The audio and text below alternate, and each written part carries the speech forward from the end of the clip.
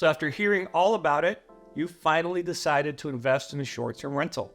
Congratulations. Short-term rentals are a great way to make the most income you can on a home, a condo, a cabin, whatever it might be. My wife and I started investing in short-term rentals about 2 years ago and have fallen in love with it. Now, maybe you have a long-term rental yourself, or you're considering buying a property just to do short-term rental. But the big question in your mind is, should you do this all yourself, or should you get the help of a co-host or a property manager? That's a great question, and that's exactly what this video is about. So I'm going to talk about some of the largest factors that are probably going to influence the decision the most for you between running it yourself or having a co-host or property manager run it for you. And the last factor I'm going to talk about is one that I don't hear anybody talking about when it comes to this decision, and it's important for you to think about because it might sway you one way or the other. So let's start with some basic definitions to make sure we eliminate any confusion before it starts. Self-hosting or managing it yourself is probably what you think it means.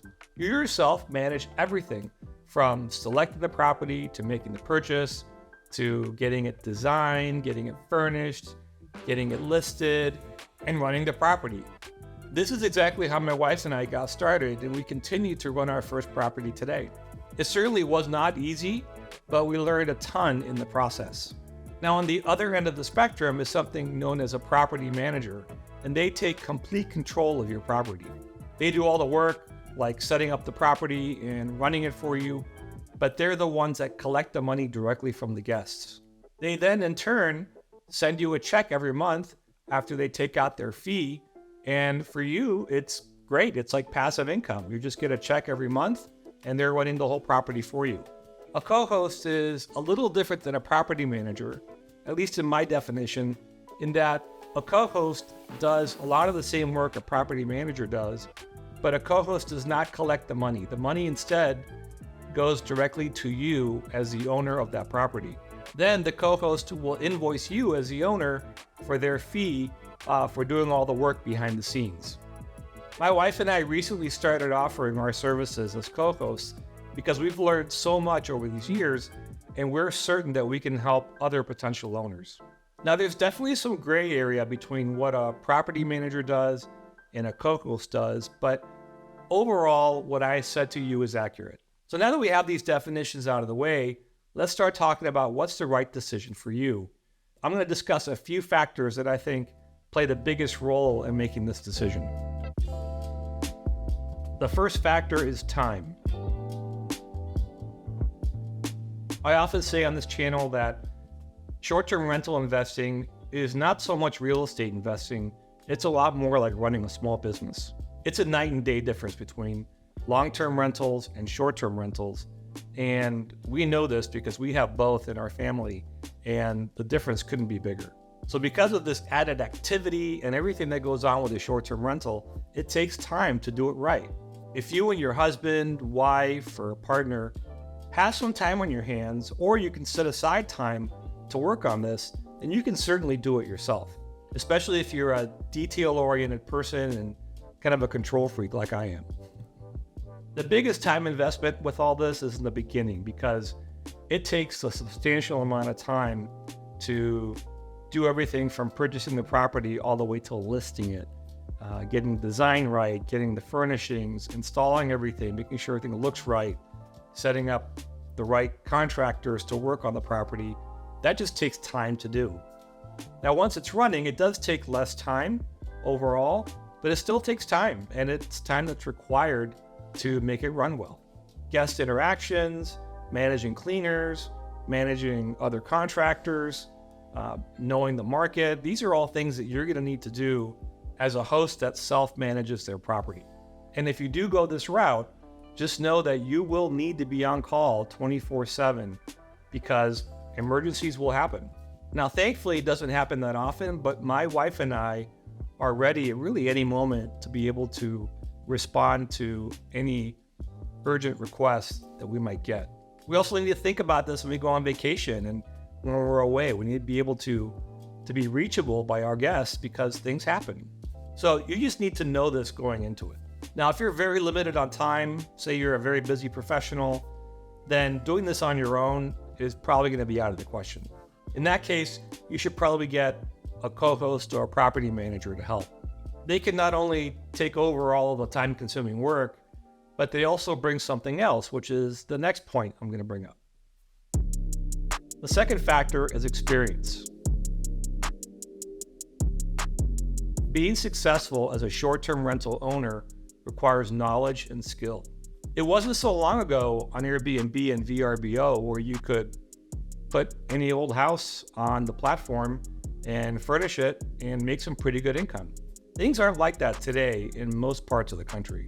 Now, you can certainly self-manage your own property, but you need to be willing to learn the ins and outs of running a short-term rental business. So my wife and I, when we got into this, had a vision of this being a big part of our future. So we were very willing to learn, to listen, to understand how to make this work. So for us, we dove into all sorts of education to make sure we could do this the best way possible. I read books, watched YouTube videos, talked to other experienced short-term rental investors and owners, and even attended conferences. Really tried to immerse myself in the short-term rental game because that knowledge is very important when it comes to being successful here. So if you're willing to learn about the short-term rental business and ways to get into this smartly, then great, then do it. If learning about short-term rental investing does not appeal to you, or learning how to really manage this business is just not attractive to you, then it's probably best for you to hire somebody to do that for you. Doing a so-so or average job in managing a short-term rental is just a recipe for disaster.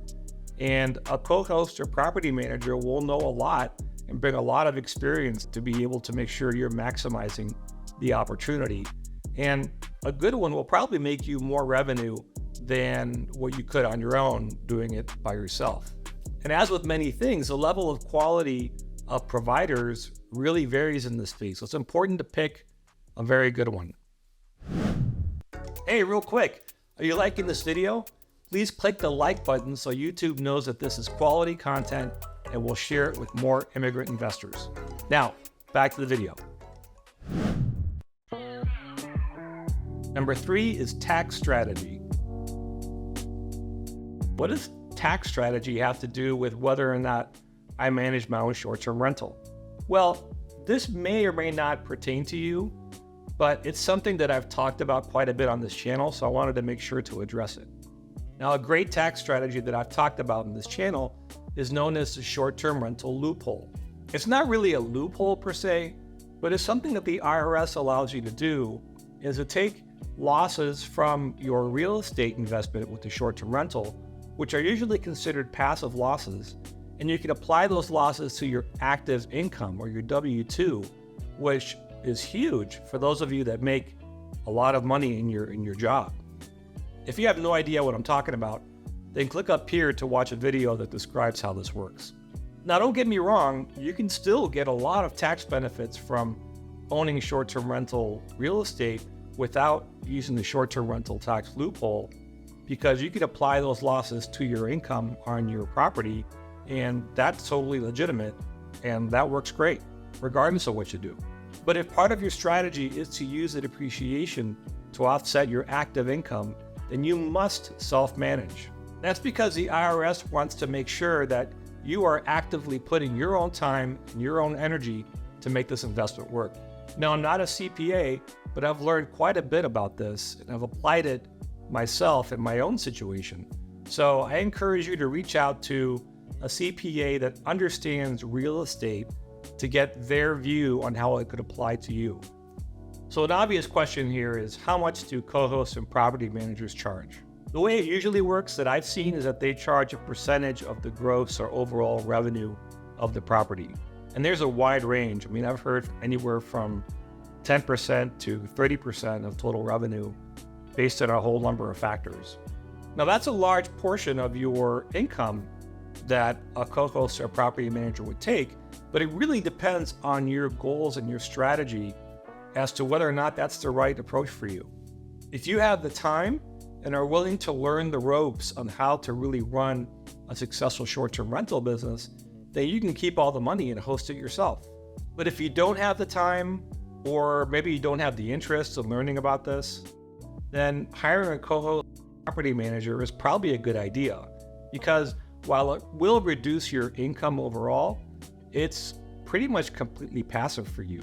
So making passive income is pretty darn good, especially if you're a busy professional or very busy in your life. Now, I'm not going to talk about how to pick a good co-host or property manager in this video, but I will give you one piece of advice. It's just do not go with the firm or the company that offers the lowest fee, because as with many things in life, you tend to get what you pay for. The firms with the highest percentages aren't necessarily the best either, so it just takes some time and diligence to really learn about these firms and pick the right one for you. And from my experience studying this area, I tend to see that the very largest property managers in this country are probably the ones that do the worst job in managing a property. Now, it's a big generalization, but that's kind of what I tend to see when it comes to performance between what these different firms can do. If you'd like for me to create a video on how to pick a good co-host or property manager, then just write something in the comments, and then if I get enough people saying that, I'll go ahead and make a video about that topic. Now, if you want to learn about how my wife and I started our first short-term rental and the process we went through over the first year, then we created a video that you can check out right here that talks exactly about that. So, thank you for watching the Immigrant Wealth channel.